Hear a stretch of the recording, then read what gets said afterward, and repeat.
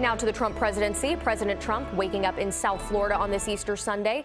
He will head back to Washington later on today. As CBS 4's Rudy Giuliani reports, the president and lawmakers are still reacting to the Mueller report.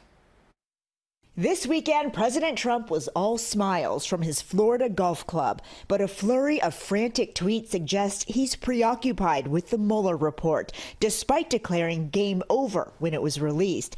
The president wrote, "The end result of the greatest witch hunt in U.S. political history is no collusion with Russia and no obstruction. Pretty amazing." But special counsel Robert Mueller did not reach a conclusion on the obstruction of justice. He investigated 10 events in which it may have occurred, including Mr. Trump directing White House counsel Don McGahn to fire Mueller. McGahn took copious notes about the request. President Trump warned, watch out for people that take so-called notes when the notes never existed until needed. And his personal attorney, Rudy Giuliani, slammed McGahn's credibility in multiple interviews. McGahn's lawyer responded in a statement, "It's a mystery why Rudy Giuliani feels the need to relitigate incidents the Attorney General and Deputy Attorney General have concluded were not obstruction, but they are accurately described in the report." The Mueller document has now left us with a roadmap to go forward.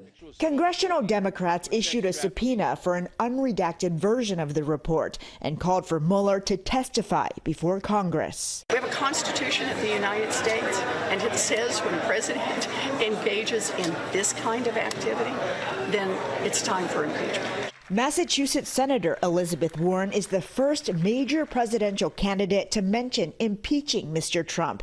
But other 2020 hopefuls say there's a better option. If we really want to send Trumpism into the history books, the best thing we can do is defeat it decisively at the ballot box in 2020.